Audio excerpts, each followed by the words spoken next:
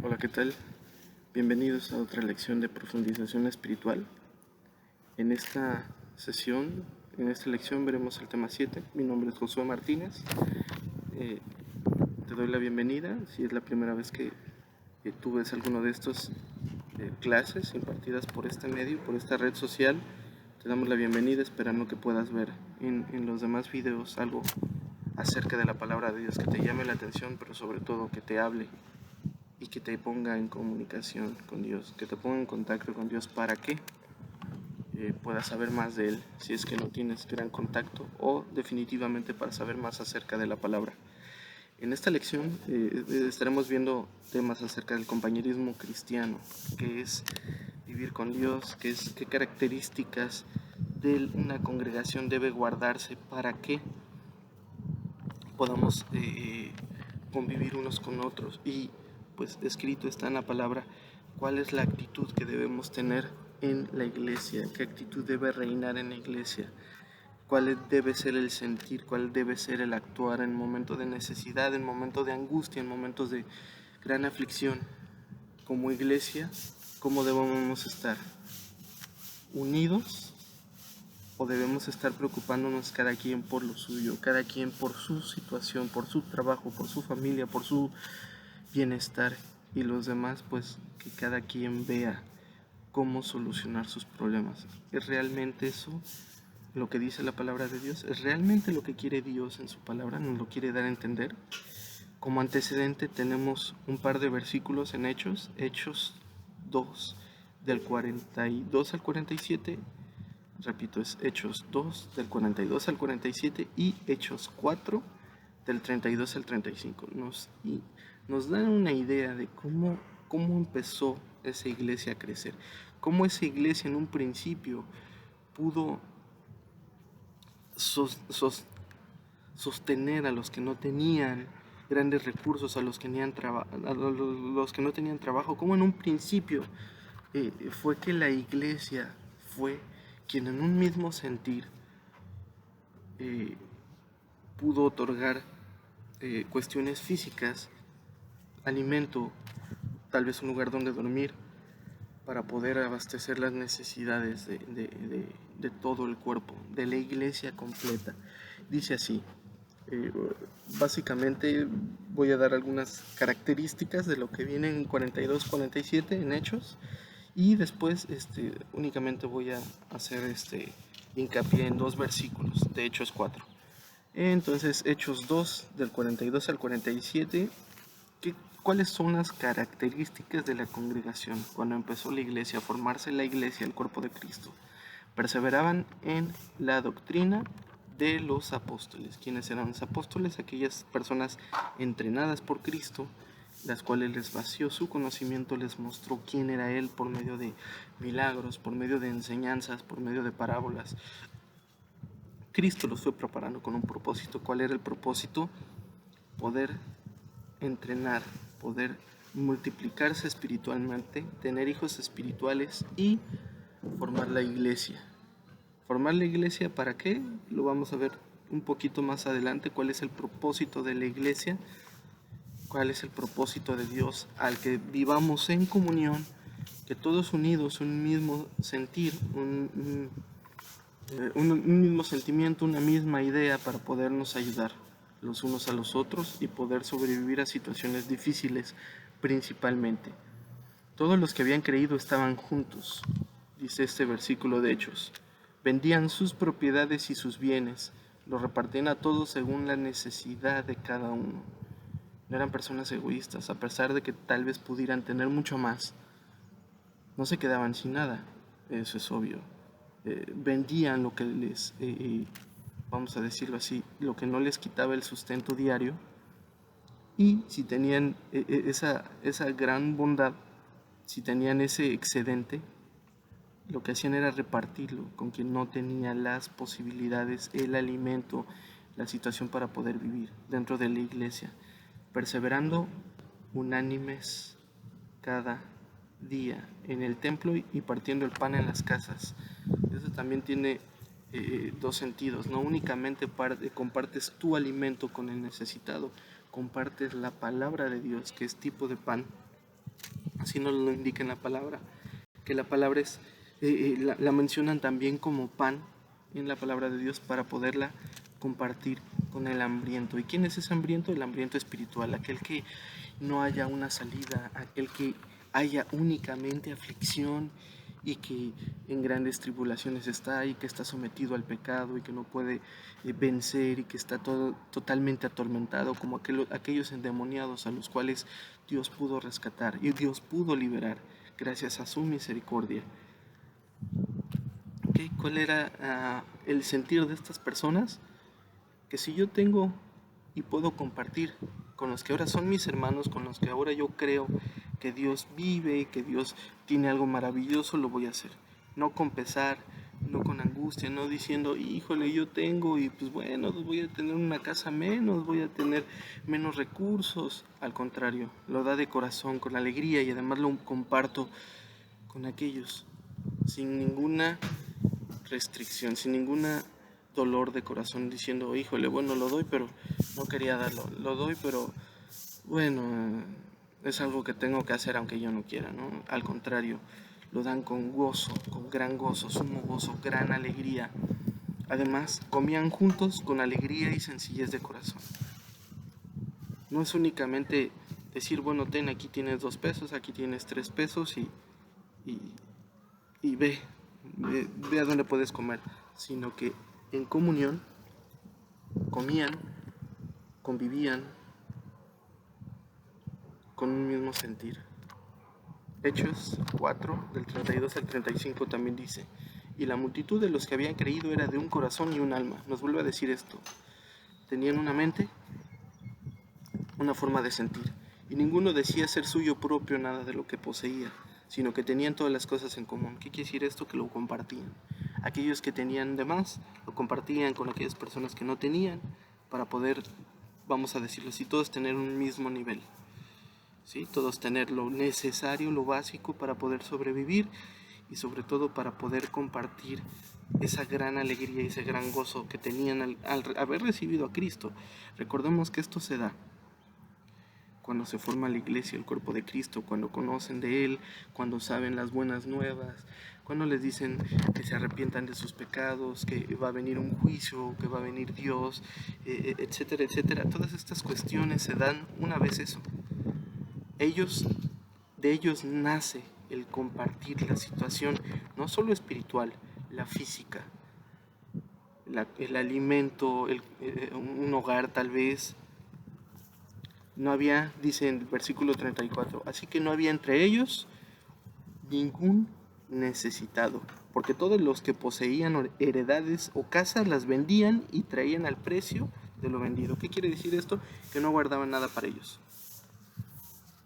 No era aquella situación de, bueno, yo vendo mis propiedades, pero me quedo con un 10-20% por si las dudas, por si dejo de percibir dinero, si dejo yo de, me quedo sin trabajo, si mi empresa quiebra, si mis negocios van bien o van mal.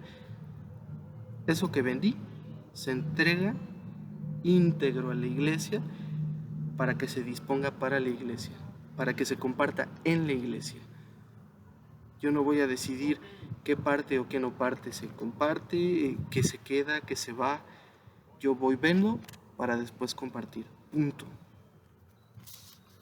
Si es algo que Dios me bendijo, Dios me trajo a mí, estaba en mi posesión, yo lo administré, sí.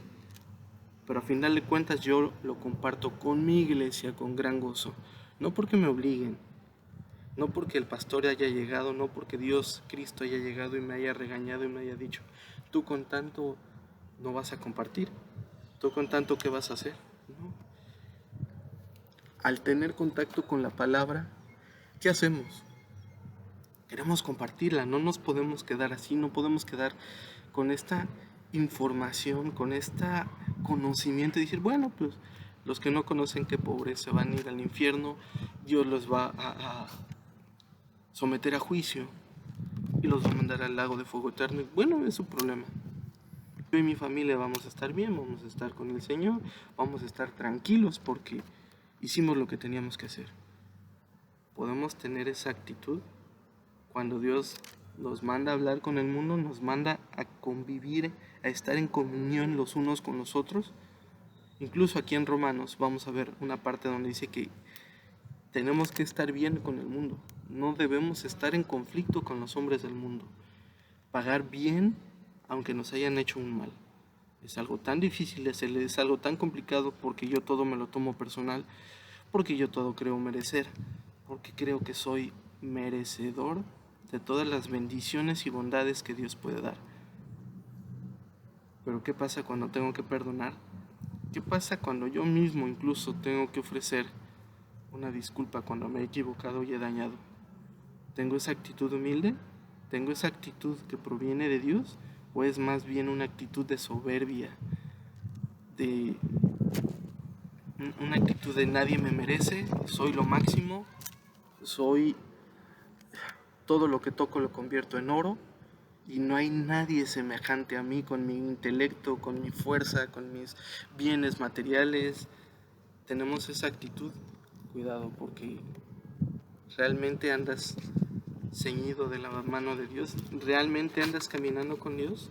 Cuando Dios dice huir de los soberbios, dice huir de esas actitudes ególatras, cuando Él nos llama a la humildad y a compartir lo que tenemos, esa actitud será bien vista por Dios. Debemos tener cuidado con esas partes. Debemos tener cuidado de malinterpretar la palabra. La palabra, cuando es malinterpretada o cuando es usada para mi beneficio, lleva grandes consecuencias. Y no creo que querramos eso. No creo que de por sí tenemos pecados, hemos cometido pecados y a veces no confesamos y a veces nos aleja de Dios. Y si a eso le sumamos este tipo de cargas, este tipo de situaciones que incrementan la ira de Dios hacia nosotros, hacia nuestra persona, hay que también tener noción de qué es lo que dice la palabra acerca de esto y tener cuidado. Tomar la palabra como se debe, con gran reverencia, pero sobre todo respeto. Tal vez tú no la creas, tal vez tú creas que es una falacia, que Dios lo que quiere es que, o bueno, humanamente es que tú entregues tu dinero, que tú ganaste, que tú te mereces, para la iglesia, para el coche del pastor, para la casa del pastor, para la casa de los diáconos, para los víveres de los diáconos o de alguien que está al servicio de la iglesia. Si tú realmente crees que es eso de esa manera, te invito a que reflexiones y que te acerques a Dios y que medites, analices lo que dice la palabra y para qué son esos recursos y para qué es lo que pide Dios. Dios es el dueño de todo. ¿Para qué quisiera de mí el 10% de lo que yo gano? Sería como una limosna.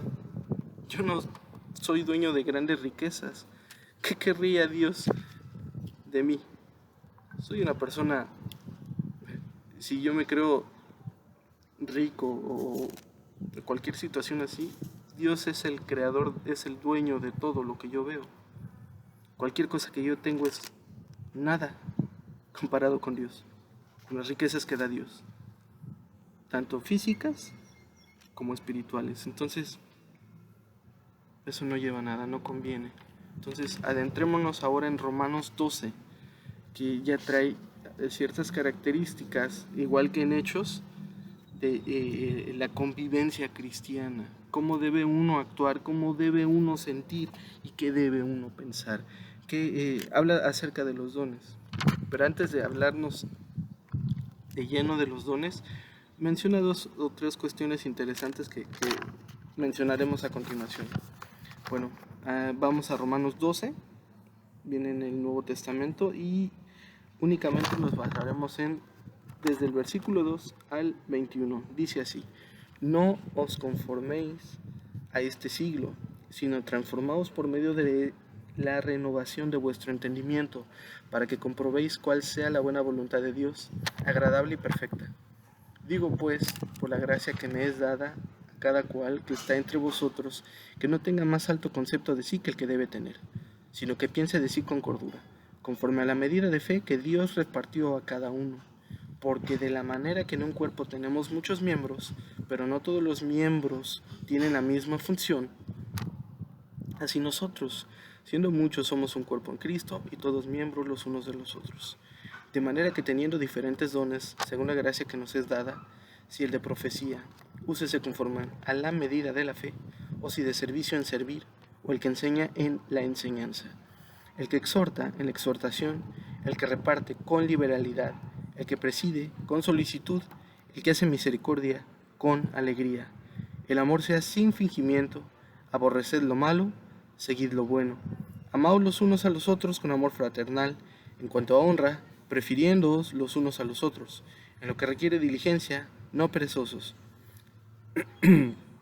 fervientes en espíritu, sirviendo al Señor, gozosos en esperanza, sufridos en la tribulación, constantes en la oración, compartiendo para las necesidades de los santos, practicando la hospitalidad. Bendecid a los que os persiguen, bendecid y no maldigáis. Gozaos con los que se gozan, llorad con los que lloran.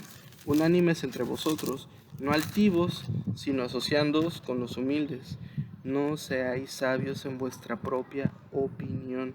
No paguéis a nadie mal por mal, procurad lo bueno delante de todos los hombres.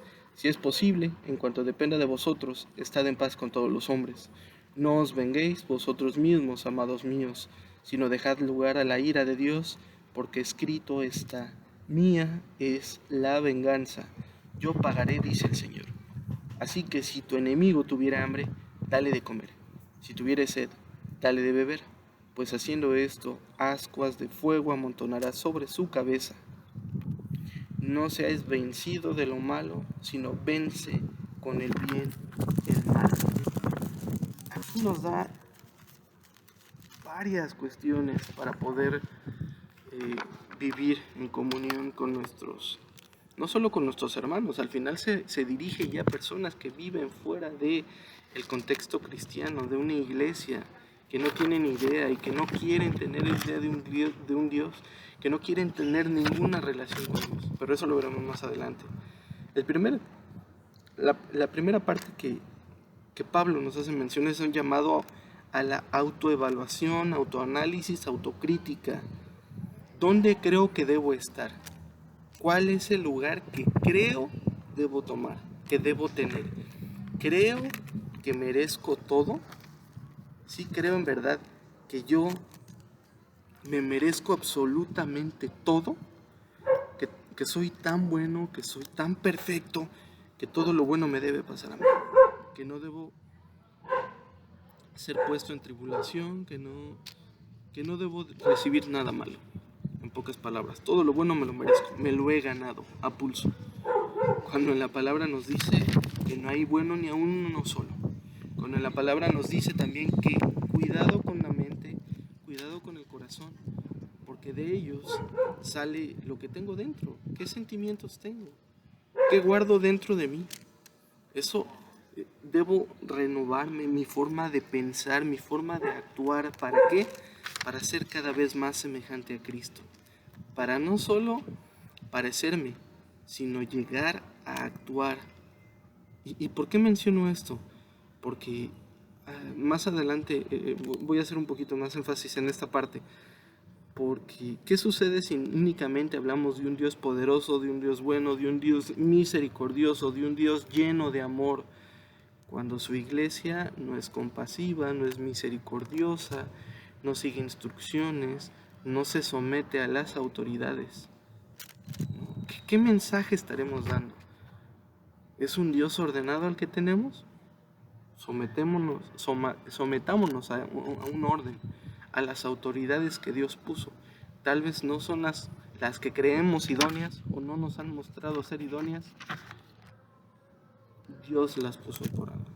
Dios tiene autoridad. Dios no pasa por alto nada. A Dios no se le va nada de las manos. Pero ¿qué lugar debo tomar? ¿Qué mente debo tener para enfrentar la situación? Y para cuidar de los míos, cuidar mi iglesia. Dios me ha puesto en una iglesia, me ha colocado en una iglesia porque quiere que viva en una comunión, en una localidad, vamos a decirlo así, en un pueblo, con demás gente, que no viva yo aislado. A Dios le interesa que yo no esté aislado. Yo necesito de los demás y los demás necesitan de mí. Es algo necesario para poder crecer. En una iglesia dice claramente que hay muchos miembros, hay diversas funciones que se deben realizar. No todos tenemos la misma función. Hemos sido creados para vivir en compañía, para poder vivir acompañados unos de otros, para vivir en comunidades, en localidades, pero sobre todo, principalmente para poder mostrar el amor de Dios, ¿no? Vivimos en el amor de Dios, podemos procurar compartir el amor de Dios. Ese tipo de situaciones son las que realmente debieran interesarnos, debiéramos estar preocupados principalmente en eso, y no en qué voy a comer, qué voy a vivir yo, de qué voy a vivir si yo dono mi diezmo, mi ofrenda, que en estos momentos de incertidumbre me afectará poder compartir una despensa, afectará tanto mi economía poder compartir una despensa con algún hermano de la iglesia. Obviamente hacerlo por medio de la iglesia, no levantar yo la mano y decir yo soy el Salvador, yo soy quien dispuso en su corazón a entregar una despensa. Eso es de Dios. Y por eso Dios también, como iglesia, nos da diferentes dones para poder servir a nuestros hermanos. De alguna manera lo va a hacer usándonos a nosotros. Pablo, habiendo reconocido que no podemos vivir sin requerir ayuda de alguien más, nos menciona que debemos, en gran mayoría, ayudarnos, y que además nos pertenecemos los unos a los otros. Nos debemos ayudar, debemos mostrar amor, el amor de Cristo, en específico al cuerpo de Cristo. Dentro de ese cuerpo yo debo mostrar cuál es el amor de Dios. ¿Cómo se muestra el amor de Dios? Trabajando en lo que el Señor me haya dispuesto. Yo no puedo pensar que el Señor no me quiere para algo, que yo no tengo una función o propósito específico, cuando en la palabra dice que ha puesto a unos como pastores y maestros, a uno como misioneros, etcétera, etcétera, a unos como diáconos. Dios tiene un lugar para nosotros. ¿Qué lugar crees tú, hermano, que Dios te ha puesto? ¿Has preguntado a Dios, Señor, qué lugar tengo yo?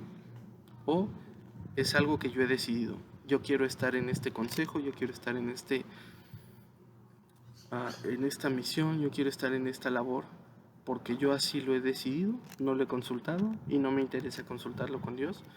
Entonces, ¿de quién es el cuerpo? ¿Quién es el que da las indicaciones? ¿Yo? Si a veces ni a mi cuerpo yo le puedo dar indicaciones y seguirlas al pie de la letra. Muchas personas van al gimnasio creyendo que un mes va a rendir frutos, cuando debe ser en disciplina, cuando debe ser la constancia la que debe reinar. Con un mes no me va a ser suficiente un gimnasio. Decide cualquier disciplina. Si yo quiero ser deportista, yendo un mes al gimnasio o yendo un mes a las canchas, no va a ser suficiente. Tengo que prepararme toda una vida para intentar llegar a ser tal vez un profesional. Toda una vida. Así de sencillo. Si nosotros queremos ser cristianos, si nosotros decimos seguir a Cristo, pero yo quiero montarme en algún barco que no me pertenece, en algún ministerio que no me pertenece, ¿Dios bendecirá eso? ¿Dios dará el visto bueno? Vamos a decirlo así. Dios me va a decir sí, haz lo que quieras, haz lo que te venga en gana. Además, yo te voy a bendecir. ¿Eso es lo que quiere Dios? Hay que pensarlo. Se nos hace saber también que hay dones según la gracia que proviene de Dios, según la voluntad de Dios. Es gracias a Él. Es lo que Él desea. Esos dones, esos dones se usarán para seguir en esa comunidad, en esa iglesia local en la cual Dios me ha colocado, en la cual Dios me ha permitido estar, crecer, alimentarme, llegar a cierta estatura, lograr cierta estatura, con un propósito: servir a Dios. No debemos perder de vista ese propósito, por favor. Ese cuerpo de Cristo donde hemos sido colocados para cuidar, amar, servir, exhortar, repartir y amar sin engañar. Porque ahí dice, a eso se refiere cuando dice amar Amar sin...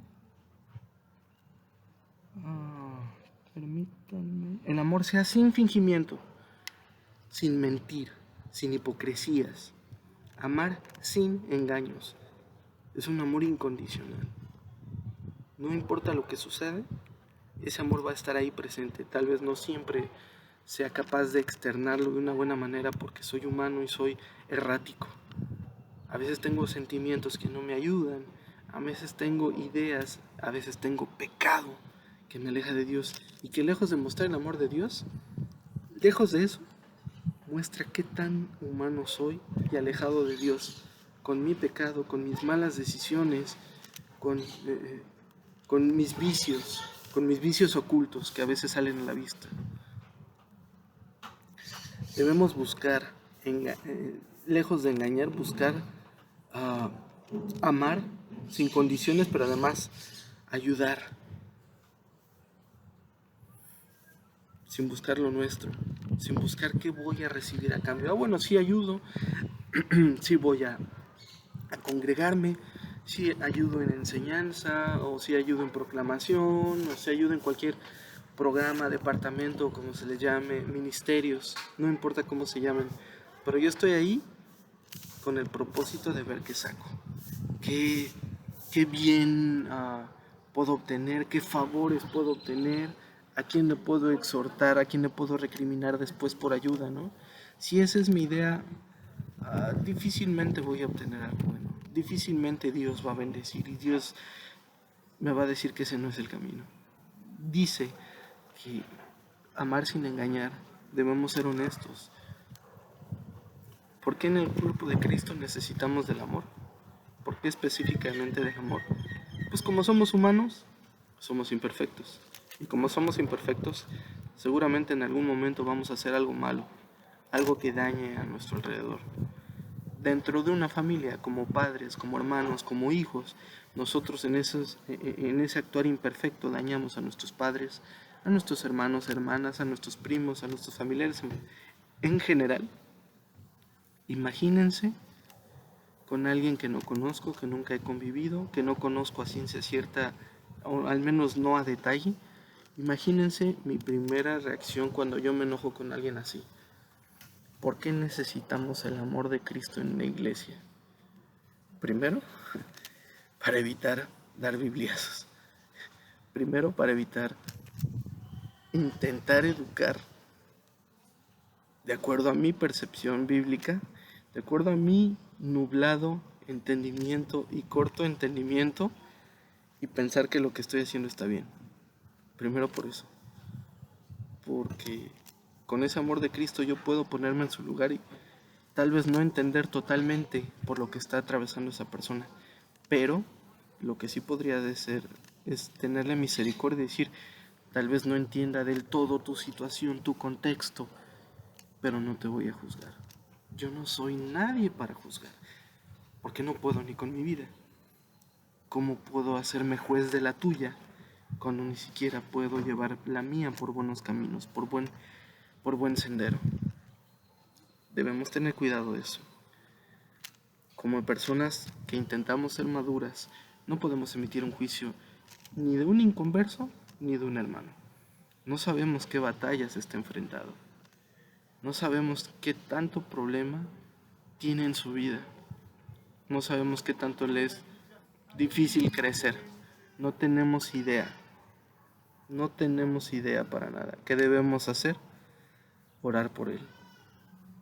Ponernos en su lugar y decir, por alguna situación está aquí. No sé cuál sea su contexto real. O si lo conozco, decir, Señor, permite que él se dé cuenta. Permite que él vea lo que es evidente tal vez. Permite que tome una acción en amor, ayudándonos los unos a los otros, exhortándonos, usando la palabra. A veces es difícil y muy difícil cuando no la meditamos. ¿Cómo vamos a usar la palabra de Dios que no meditamos? ¿Cómo voy a hacer uso de un conocimiento que no tengo? Sencillo. Vamos a ponernos en contacto cada vez más con la palabra. No para hacerme sabio, no para corregir a los hermanos. Eso no es tan bueno. sino para exhortarles en amor y compartir esa palabra, ¿no? Para mostrarles una manera diferente. Por eso dice, renovaos. No os conforméis a este siglo, sino transformaos por medio de la renovación de vuestro entendimiento. ¿Esto qué quiere decir? Se oye muy bonito y tal vez use palabras muy complicadas para algunos. ¿Qué quiere decir? Nuestra manera de pensar debe actuar. Otra vez. Nuestra manera de actuar, nuestra manera de pensar debe cambiar. No puede seguir siendo la misma ahora que conozco a Cristo. Si yo antes de conocer a Cristo actuaba, pensaba, hablaba de una manera diferente, cuando yo llego a Cristo eso cambia, se renueva, se transforma. No gracias a mí, gracias a Dios. Es gracias a la presencia de Dios, es gracias a su palabra. Que tanto la palabra llega a mí y yo la entiendo, yo la digiero y yo la llevo a la práctica. Porque mientras yo no entienda mucho de lo que viene en la palabra de Dios, mientras yo no digiere esa parte, yo no voy a cambiar. Mi mente va a seguir siendo esa mente mundana, esa mente que solo piensa en sí mismo, que ante cualquier situación lo que voy a hacer es, veo por mí, por los míos, y huyo. Y sálvese quien pueda. Yo no pienso ayudar, yo no pienso mostrar un poquito de compasión, yo no pienso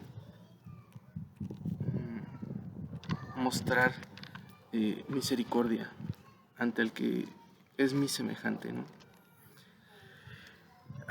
Finalmente, o en la parte media, perdón, acciones como sirviendo al Señor, en el Señor, sufridos en la tribulación, constantes en la oración, compartiendo para las necesidades de los santos, otorgan al testimonio de cada uno de los creyentes un gran poder. ¿Por qué lo menciono así?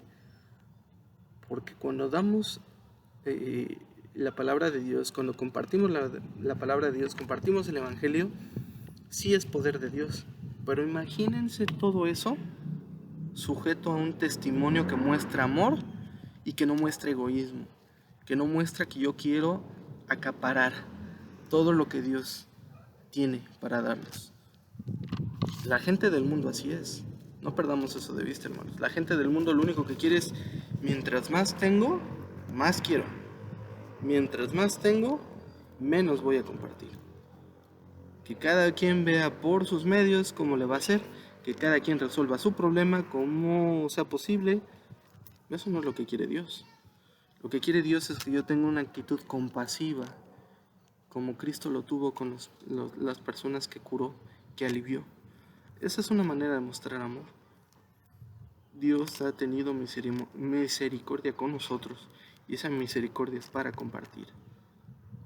Esas acciones que refieren aquí en Romanos, repito, constantes en la oración, compartiendo para las necesidades de los santos, sirviendo en el Señor, sufridos en la tribulación, no es otra cosa que el amor de Cristo en nosotros y como comunidad, como miembros de una comunidad local, ¿qué es lo que debemos hacer? Orar los unos por los otros. Y en este momento tú estás guardado en tu casa, porque así debe ser. ¿Estamos orando los unos por los otros? Sé de las necesidades que mis demás hermanos tienen para comer, tienen un trabajo estable, si no tienen un trabajo estable, entonces obviamente su sueldo, sus necesidades van a crecer cada vez más. Eso es obvio, ¿no?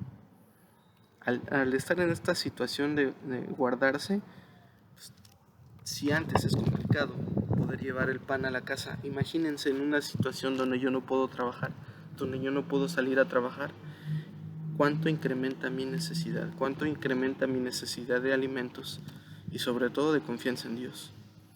Como iglesia no perdamos de vista que debemos ser constantes en la oración, ¿no? Apoyándonos los unos a los otros, llevando las cargas los unos de los otros, para realmente mostrar que somos diferentes, porque si queremos mostrar que Dios es amor, queremos mostrar que es un Dios todopoderoso, pero yo soy una persona egoísta, que lo único que sabe es ver para mí los míos, esa persona que va a decir, tú eres como los demás. ¿Qué diferencia hay entre tú y cualquier político que ve para sí mismo y su familia?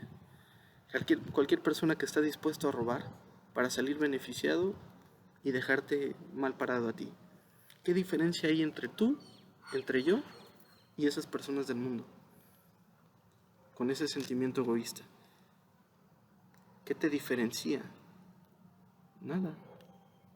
Si no, tus acciones no van de acuerdo con lo que predicas, si estamos nosotros predicando a Dios, compartiendo la palabra de Dios, nuestras acciones como iglesia deben ir acorde a, deben mostrarse acorde a.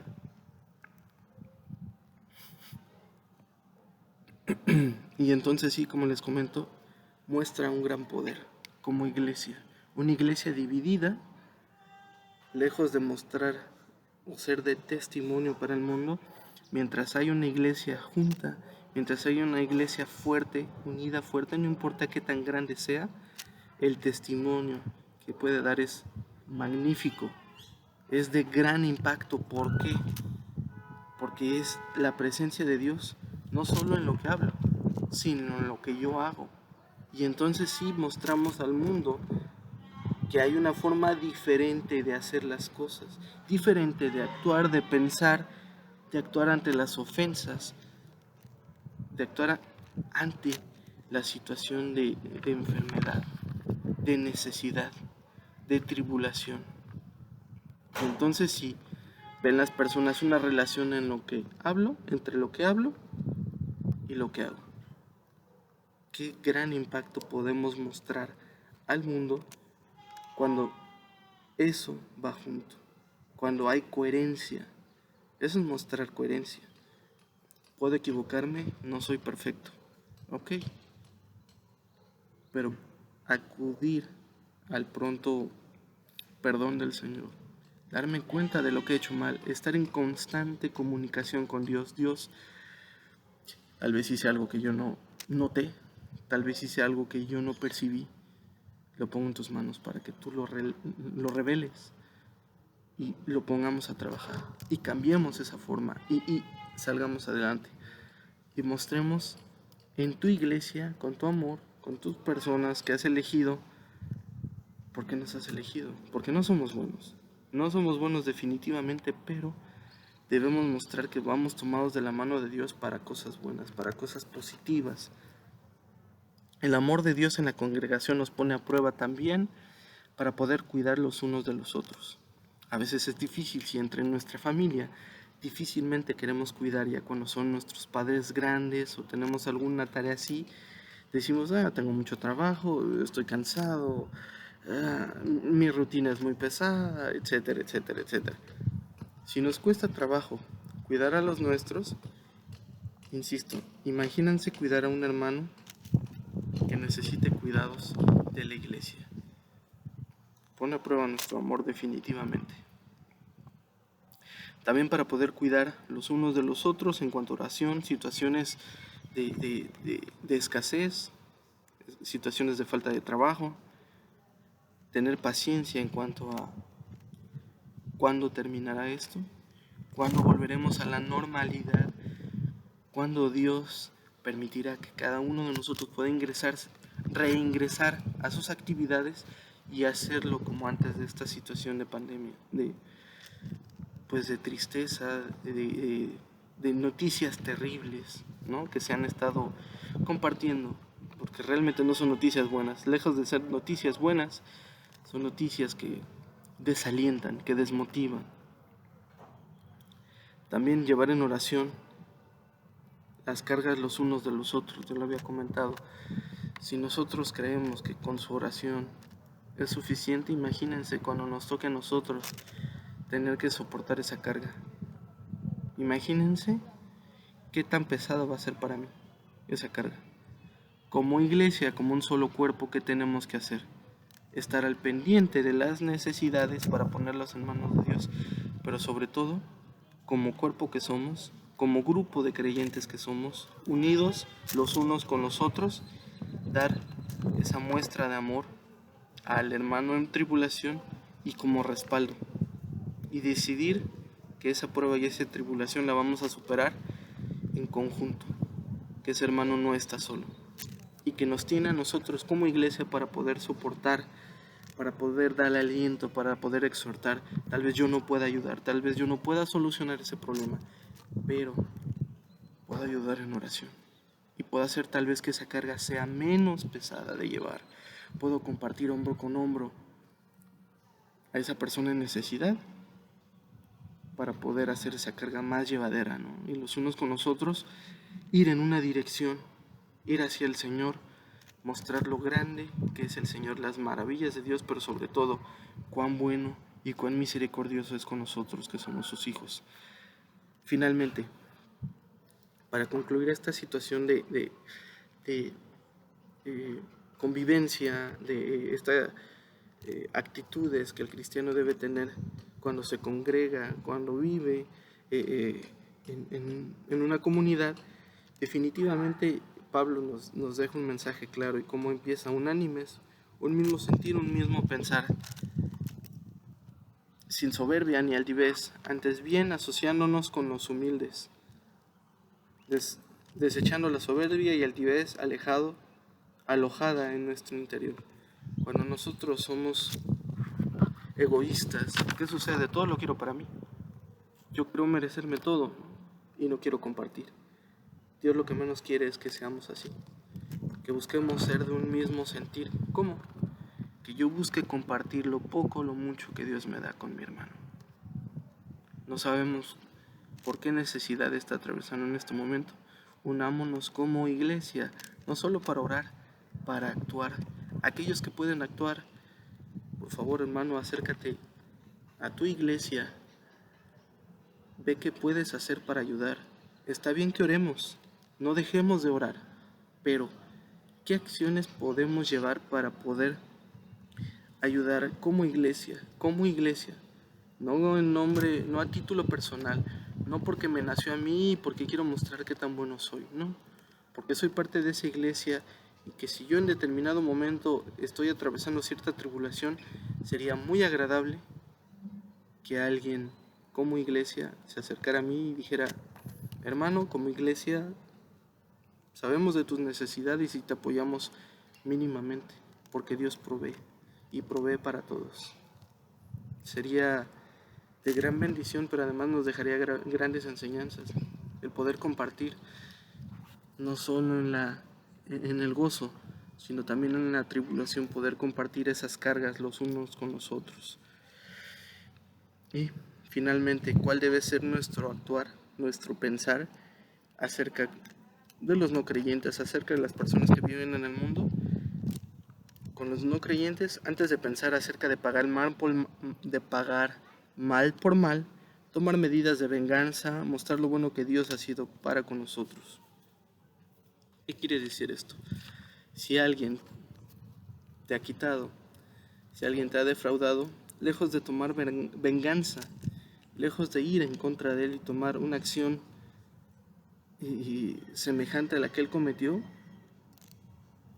de furia, de molestia, de gran molestia, de venganza, de revancha, una actitud así, lejos de eso, mostrar lo que Dios ha mostrado a mí, misericordia y amor, que siendo un gran pecador me ha perdonado, y no solo eso, que yo soy consciente que yo puedo estar el día de mañana en su presencia, ante Él.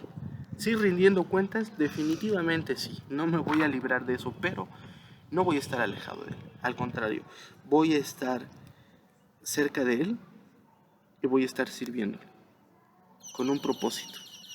¿Cuál es ese propósito? Preguntémosle a Él. Él nos ha creado con un propósito, nos ha traído a su iglesia con un propósito. ¿Cuál es? Preguntémosle a Él. Él es el que nos va a dar esa respuesta. Y sobre todo, si nosotros damos este testimonio de pagar un bien con un mal, ¿qué mostramos? Que somos un poco diferentes, que nosotros no vamos a actuar como Él lo hizo, porque Cristo está con nosotros y Cristo nos está ayudando, y Cristo nos está ayudando a ser personas diferentes por medio de la palabra. Nos estamos transformando en ese contacto con la palabra. No hay otra manera. No es que yo sea bueno, ya oré 20 horas y ya sucedió esa transformación. Si yo no acudo a la palabra, si yo no me sumerjo en la palabra, si yo no medito en la palabra de día y de noche, si yo no la entiendo, incluso si yo no pido por sabiduría y entendimiento, difícilmente, muy difícilmente, yo voy a poder tener entendimiento. Difícilmente voy a poder llevar a la práctica esto. ¿Por qué? Porque no entiendo, no sé para qué sirve, no le hallo una cuestión práctica, y siendo así lo desecho, así de sencillo. Si tu enemigo tuviere hambre, dale de comer, si tuviere sed, dale de beber, vence con el bien el mal. ¿Cuál es la actitud que tuvo Cristo en todo momento? La actitud de servicio. En todo momento, Él no dejó de servir a la gente, Él no dejó de pensar en la gente. ¿Cuál es la actitud que debemos tener como iglesia? No abandonarnos a nuestros hermanos que posiblemente estén en una situación más delicada, más frágil. Respetarnos los unos a los otros, orar, pero sobre todo tomar acción. Espero que esta palabra sirva de edificación para todos, pero sobre todo que nos permita poder entender qué es lo que espera de Dios como iglesia local. ¿Qué impacto debemos tener? Recordemos, y sé que es la tercera o cuarta vez que lo pido, que lo menciono, una iglesia, que no está unida, que no está bien cimentada en Cristo, que habla de Cristo, pero no muestra en acciones el carácter de Cristo, de Dios, difícilmente va a tener grandes resultados. Difícilmente va a poder tener un testimonio fuerte, una acción fuerte. ¿Por qué? Porque se encuentra dividida. Y esperemos que eso no suceda.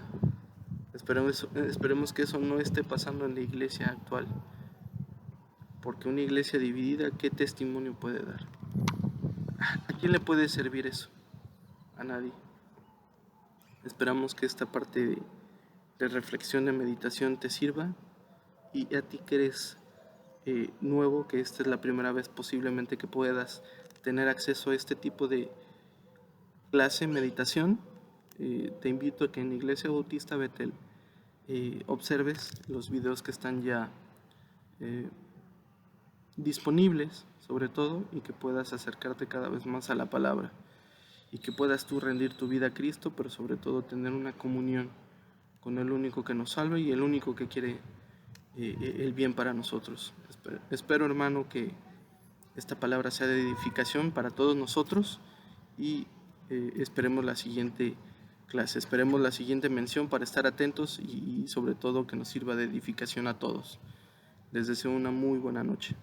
Hasta luego.